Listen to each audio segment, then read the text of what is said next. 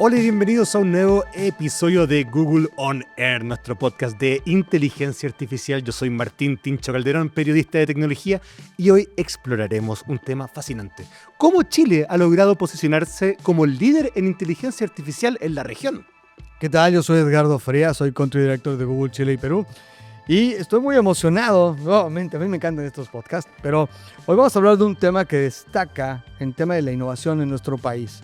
Y, por supuesto, no podemos dejar de mencionar lo que va a ser lo que es más bien el Índice Latinoamericano de Inteligencia Artificial, conocido como ILIA. Tal cual, y para eso hoy nos acompaña Rodrigo Durán, gerente del Centro Nacional de Inteligencia Artificial, CENIA, y uno de los referentes en el avance de la inteligencia artificial en Chile. Rodrigo, gracias por acompañarnos. Gracias por la invitación. No sé si referente es un buen concepto, pero bueno. Para mucha gente lo eres. Gracias, es lo que. Bueno, caigamos directo en una pregunta. ¿Podrías contarnos cómo la inteligencia artificial puede ser una herramienta de gran valor para la región en general, para Latinoamérica? Es una respuesta que tiene un montón de variantes porque la gracia de la inteligencia artificial y particularmente la generativa es como las capacidades que tiene de aportar un sinnúmero de procesos. Entonces uno ve los desafíos de la región en materia de no solo crecimiento económico, que es como evidente el aumento de la productividad, sino que en desafíos públicos de los estados y de los países en relación a salud, en relación a crisis climática, en relación a seguridad pública. Y uno, de hecho, nosotros nos tocan en CENIA como que uno ve y dice, ¿por qué no están avanzando en esa dirección? ¿Por qué los estados, por qué las empresas no toman la decisión mucho más fuerte de aprovechar una tecnología que está probada, que funciona y está disponible? Entonces, ahí hay cierto rezago en la inversión que podría catalizar mejoras significativas en la vida de la persona. Y esto a nivel gubernamental, civil, en todo aspecto, ¿verdad? Absolutamente. De hecho, nosotros, el ILIA que mencionaba Edgardo, que nosotros hacemos en colaboración con la CEPAL y con el apoyo y patrocinio de Google y otras empresas, la principal conclusión de la segunda versión que presentamos en septiembre del año pasado era que había mucha conversación, mucho interés, mucho como entusiasmo con la inteligencia artificial que no se estaba traduciendo en ni inversión por parte de las empresas privadas, ni en políticas decididas de parte de los gobiernos. O sea, uno ve el Plan Nacional de Inteligencia Artificial de Chile, por ejemplo, que es muy ambicioso en sus titulares, pero cuando te vas a las líneas presupuestarias cuesta encontrar un avance más comprometido. Y finalmente esto requiere de un foco y de una inversión que, a diferencia de Chile, por ejemplo, o de la mayoría de los países, Brasil se tomó muy en serio. Brasil, venía de antes, pero el presidente Lula se tomó muy en serio con una inversión de cerca de $5.000 millones en 4 años para desarrollar un plan nacional que incluye básicamente todo lo que está anunciado en cualquier plan nacional, pero con inversiones significativas en startups, en cómputo, en desarrollo de modelos locales, en fomento de la investigación. Entonces, esos son elementos donde uno ve, y vuelvo a lo anterior, como que la gran lección que nos deja el índice de este año es que los países y las empresas tienen mucho interés, pero que no están tomando las decisiones acordes a ese interés. Esto es una pregunta, ¿no? Sí. Explicar un poquito mejor el ILIA. ILIA, ¿no? ¿Qué mide exactamente? Bueno. También es bueno saber. Nosotros, el ILIA es un proyecto que nace, como te decía, junto con CEPAL y con el apoyo sobre todo de Google y otras empresas, donde nosotros miramos el ecosistema de inteligencia artificial en América Latina y el Caribe, y habían distintas mediciones disponibles, pero donde América Latina parecía como un apéndice. Es decir, uno no podía entender cuál era el contexto real si uno mira el índice de Stanford, o el índice de Tortoise, o el de Oxford Insights, o el de IBM Readiness. No muestran qué es lo que está pasando dentro de los países ni cuán preparados estaban. Nosotros tomamos ese desafío y construimos un instrumento, una herramienta que mide 3 cosas. Mide factores habilitantes, es decir, aquellas cosas que se requieren para que surja un ecosistema de inteligencia artificial. Mide el nivel de madurez, que evalúa el nivel de avance o madurez, valga la redundancia, en investigación básica y aplicada, desarrollo de soluciones y adopción por parte de la empresa y del Estado. Y finalmente mide gobernanza, donde lo que nosotros evaluamos es el entorno institucional que rodea este ecosistema. Ahí son cerca de 100 indicadores que nosotros levantamos durante más o menos 5 meses. Ahora estamos en el proceso de levantamiento para el índice del 2026 y hace una posición relativa de cada uno de los países. Esto tiene 3 ventajas. La primera es que permite a los países compararse en un contexto regional. Si nosotros como Chile miramos a España, miramos a Francia, miramos a Estados Unidos, a China, el contexto cultural, más allá del material, el cultural es muy distinto. Entonces, para nosotros es más fácil aprender de Brasil, de Argentina, y hay mucho aprendizaje cruzado. El segundo es que de verdad te muestra cuál es la posición relativa en la materia con una granularidad súper relevante. Nosotros podemos ver cuántos investigadores hay, cuánto publican, de qué están publicando. Eso es un poco lo que mostramos acá. Y lo tercero es que te da señales de alerta de qué cosas estás haciendo bien y qué cosas estás haciendo mal a nivel regional. Hoy día, como te decía, vamos a publicar ya la tercera versión, así que estamos bien contentos con eso. Oye, Rodrigo, ¿y dónde está Chile? ¿Dónde está? No, perdón, ignorancia mía, si es un ranking o cómo lo clasificas, dónde está Chile y qué crees que pueden ser las oportunidades que nos falta trabajar. Chile está en la categoría de los que se denominan países pioneros. Los pioneros son aquellos países que dentro del índice muestran un avance relativo frente a los otros países en las tres dimensiones de análisis. Y ahí está Chile, está Uruguay y está Brasil. Chile lidera el ranking de los pioneros y lidera el ranking en general. Y básicamente cuando uno ve qué es lo que pasa en Chile, Chile tiene muy buenas condiciones de factores habilitantes, o sea, tiene buena conectividad, tiene buen acceso a energías limpias, tiene un buen sistema universitario que genera capital humano avanzado, tiene un ecosistema de investigación muy, muy robusto, incluso es de los pocos elementos donde uno puede comparar a Chile con países de la OCDE, por ejemplo, en productividad de la investigación. Pero tiene desafíos muy relevantes, particularmente en el área de adopción por parte del Estado. Uno, por ejemplo, compara a Chile con Colombia en ese segmento y Colombia tiene un liderazgo mayor. Varios estados de México también lo tienen, Brasil también lo tiene. Uno compara a Chile en materia de desarrollo de aplicativos en open source y también Chile está rezagado ahí. Y sorprendentemente, en dos elementos donde uno pensaría que estaría mejor es a nivel de empresas. El nivel de adopción por parte de las empresas en Chile tiende a ser menor que en otros países. O no tiene ese liderazgo más o menos descollante que muestran en otros indicadores. Y el segundo es en cómputo. Cómputo es una capacidad de cómputo basada en GPU, particularmente para desarrollar modelos. Chile está muy, muy rezagado detrás de Colombia, Argentina y Brasil, que lidera de forma súper significativa y con la capacidad instalada que tienen. O sea, no tenemos que dormirnos en los laureles. En absoluto. Es una carrera, ¿no? Totalmente. De momento Un estamos sprint. primero. De momento estamos primero. De momento estamos primero. Sí, sí, sí. Pero por lo que me cuentas, Brasil viene pero con todo. Probablemente Brasil vaya a liderar el otro año porque uno está viendo cosas, inversión significativa, no por el índice. ¿No? Yo no creo que Lula haya visto el índice, no, yo quiero estar primero. Claro. O quizás sí. Puede ser, ¿Quién igual sabe? hay parte de eso, pero yo, o sea, es lo más razonable. Si al final uno ve el ROI de invertir en inteligencia artificial, ya sea en capacidades para el Estado, ya sea en alfabetización de las personas, es muy rentable por todos los impactos significativos, incluso si tú dijeras, ya quiero mitigar riesgos de la inteligencia artificial, lo que más te sirve es invertir en inteligencia artificial para tener capacidad de mitigarlo. Entonces, es de toda lógica que los estados y las empresas, yo aquí, esto no es, bajo ningún punto de vista, trato de ser crítico ni con el gobierno ni con las empresas, porque no soy quien para decirle a las personas qué hacer con su plata, pero yo te digo, nosotros en el CENIA tenemos varios proyectos de desarrollo, algunos con Google, otros con otras compañías, otros autónomos, de desarrollo de soluciones, y el impacto de las inversiones siempre es positivo, siempre es positivo. Estamos atrás en la adopción por parte de las empresas. Te lo pregunto a ti, Edgardo. ¿Cómo lo hacemos para que Chile se ponga al día de lo que está pasando en los países? Porque tenemos que seguir primero, por supuesto. ¿Me dejas hacer el boomerang? Yo le iba a hacer la pregunta Sí, a Rodrigo. pero por justo, supuesto. ¿no? Rodrigo, ¿qué crees que necesitamos hacer o cambiar? ¿O qué rol tenemos que jugar empresas como Google o otras compañías para poder ayudar a que esto sea mejor o vamos Nos a mantengamos decir, primero. Claro, bajar los que precios. nos quedemos sin aire, que no nos quedemos sin aire en esta carrera, ¿no? A ver, aparte de bajar el precio del cloud, no, mentira, si es competitivo. Ok. No, nosotros de hecho, nuestro primary provider de cloud es GCP. A la gente le gusta, a nuestro ingeniero le gusta usar el GCP. Y tiene muchas herramientas, sobre todo en visión, que son bien interesantes. Yo te diría que, bueno, con Google tenemos un proyecto google.org, en verdad, pero de alguna forma es parte del mismo conglomerado, de alguna manera. Y eso tiene que ver con el trabajo que venimos haciendo de antes, que justamente este programa de alfabetización nacional que se llama Academia, que vamos a lanzar probablemente en mayo, que busca justamente alfabetizar a funcionarios públicos y a pequeñas y medianas empresas en el uso de tecnologías de inteligencia artificial. Y eso va a ser un programa masivo. Nuestra meta es formar más de 70.000 personas y empresas en el uso de herramientas de inteligencia artificial, particularmente generativas.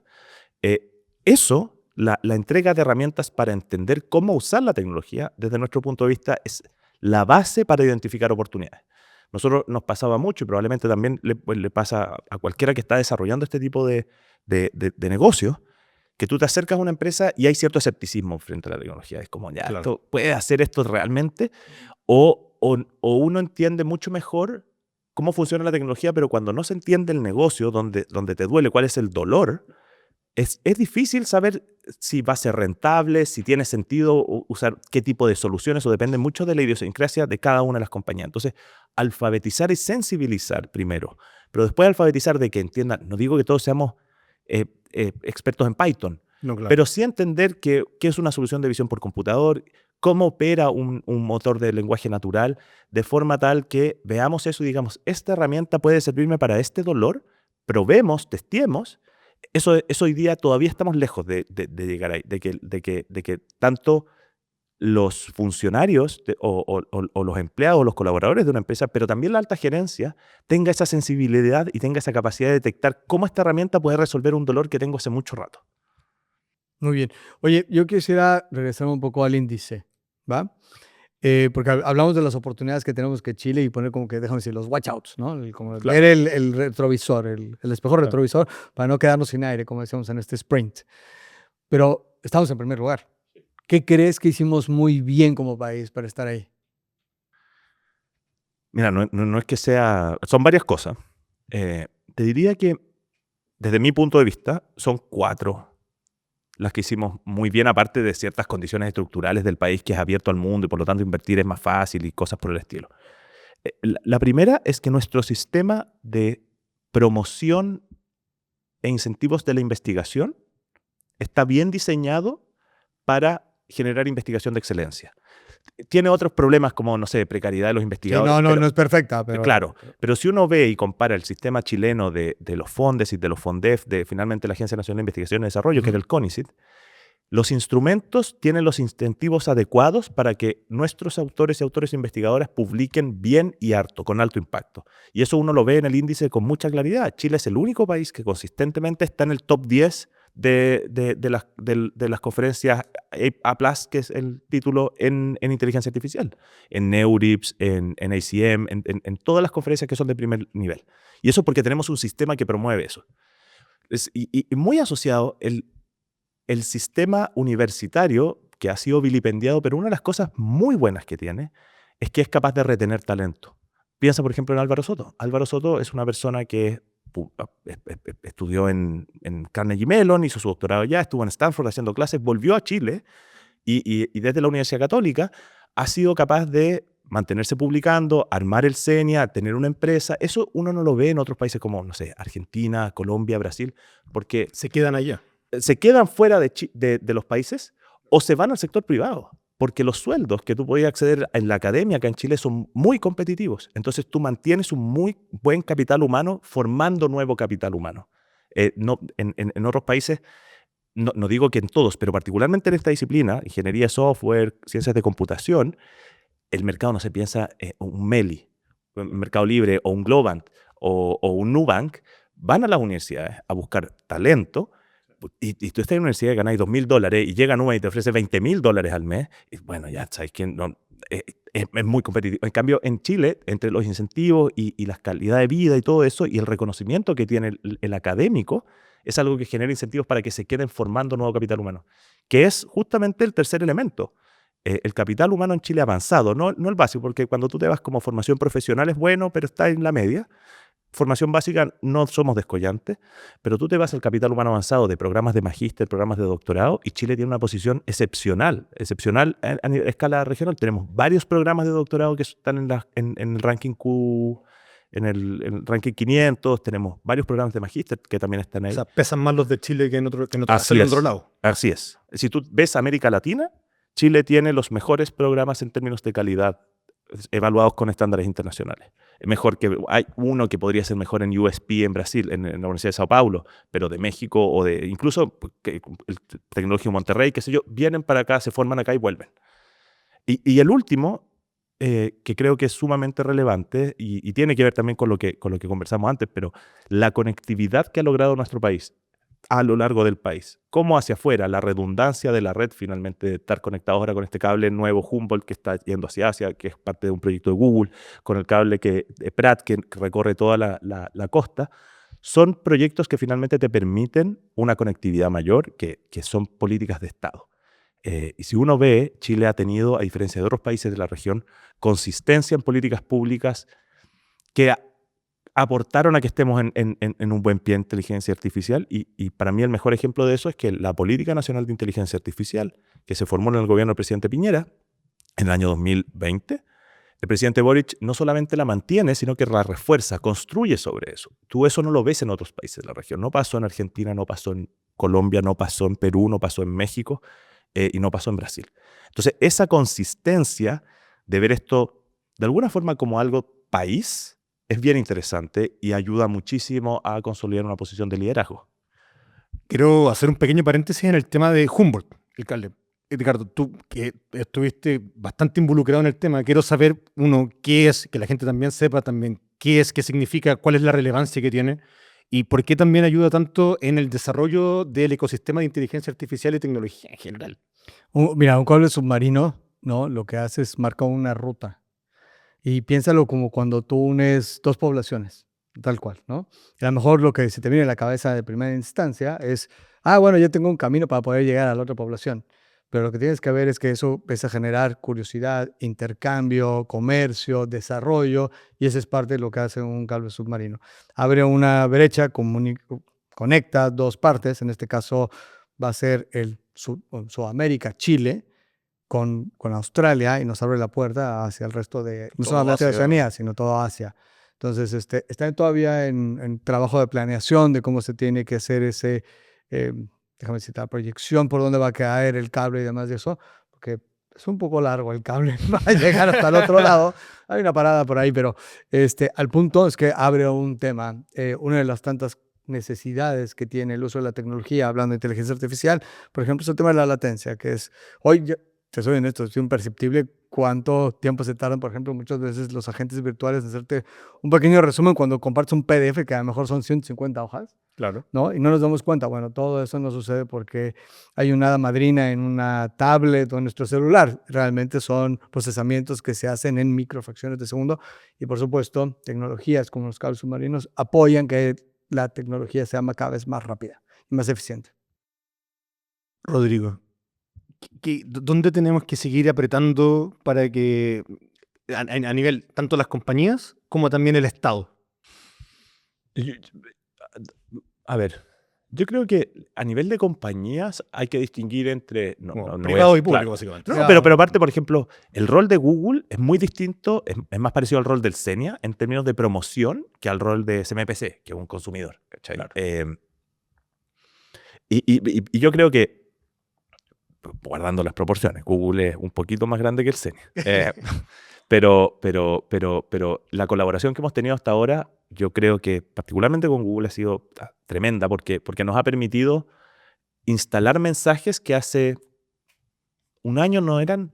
Para mí el mejor ejemplo es que participó Edgardo también cuando lanzamos este estudio de las 100 ocupaciones y el impacto de la inteligencia artificial. Hoy existe la legítima inquietud a partir de una historia de revolución industrial, de que este cambio tecnológico tan rápido y tan significativo va a destruir empleos y va a generar mucho desempleo y va a transformar la forma de vida, y eso es cierto.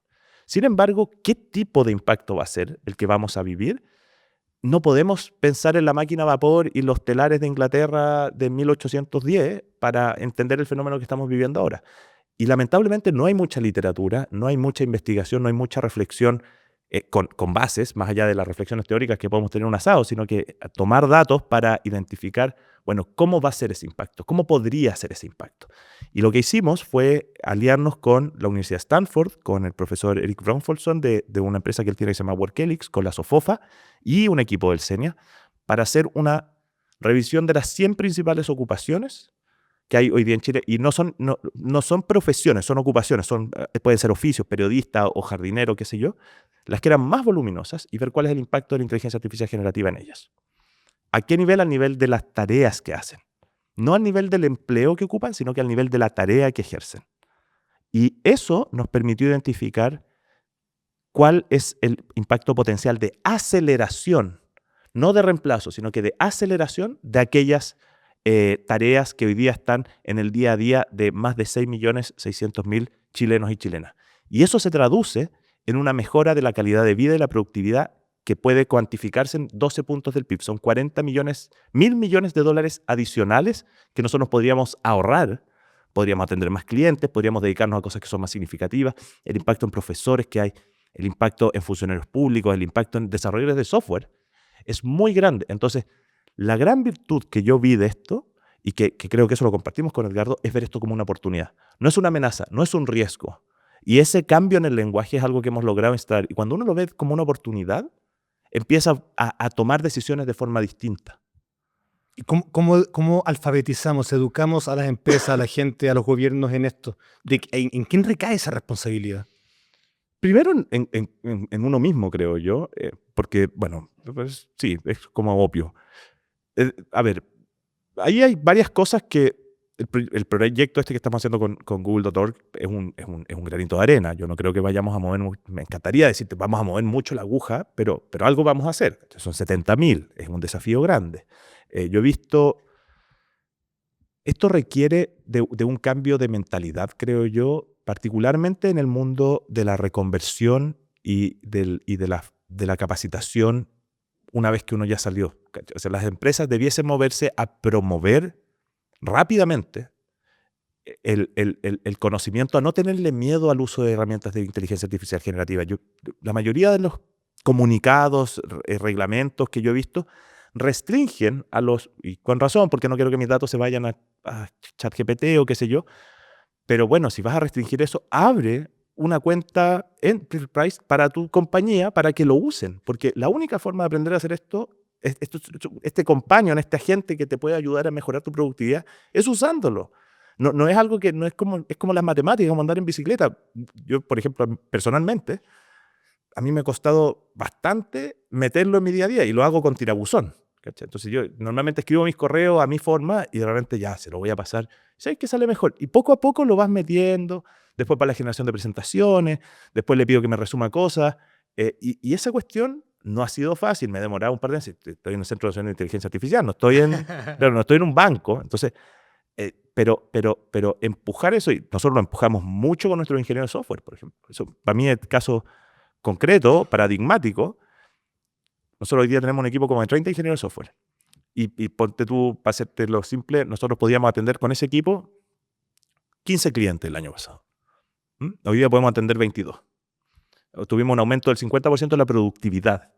Sí, contratamos más gente que sé yo, pero ese fue el crecimiento. ¿Por qué? Porque les metimos GitHub Copilot, que es una herramienta de esto, que hay muchas más, hay una en Gemini y hay otras herramientas, pero que finalmente te ayudan al proceso de código, te ayudan a concentrarte en aquellos procesos de código que son mucho más significativos que otros.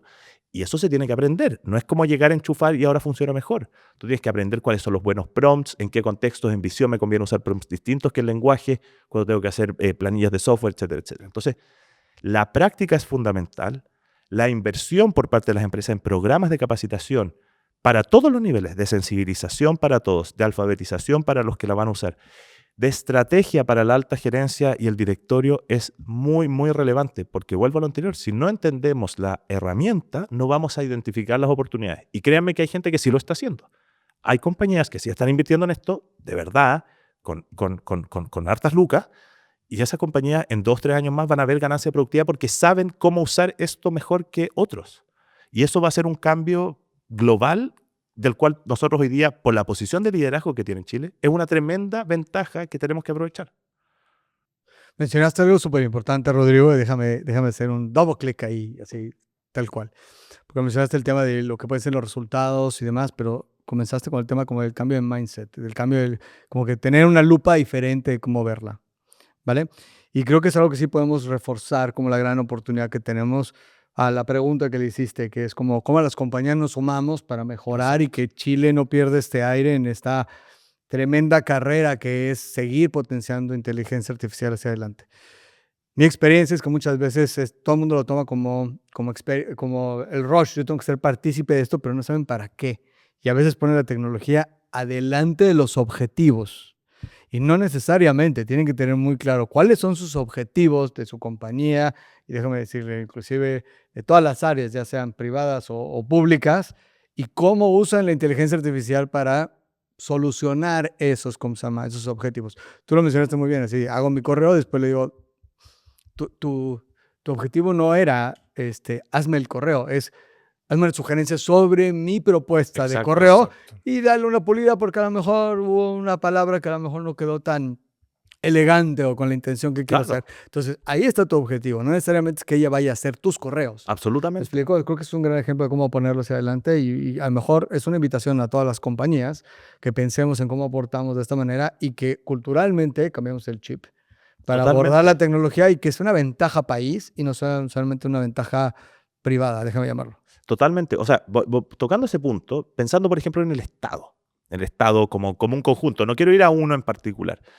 Una de las grandes críticas que se le hace al Estado es la atención, la burocracia. Exacto. Pero la burocracia es el entramado que tiene cualquier institución pública, es una cosa. Pero cuando tú vas, que te atiendan de forma expedita, que te resuelvan el problema y que sea de forma grata, es algo que la inteligencia artificial puede mejorar significativamente porque te baja la carga administrativa, te hace resúmenes de cuáles son los problemas, potenciales soluciones, te dirige, te conduce a darle una mejor atención a la ciudadanía. Entonces ahí hay una ganancia súper concreta, muy medible, que nosotros hoy día estamos perdiendo por falta de decisión en la inversión en tecnología.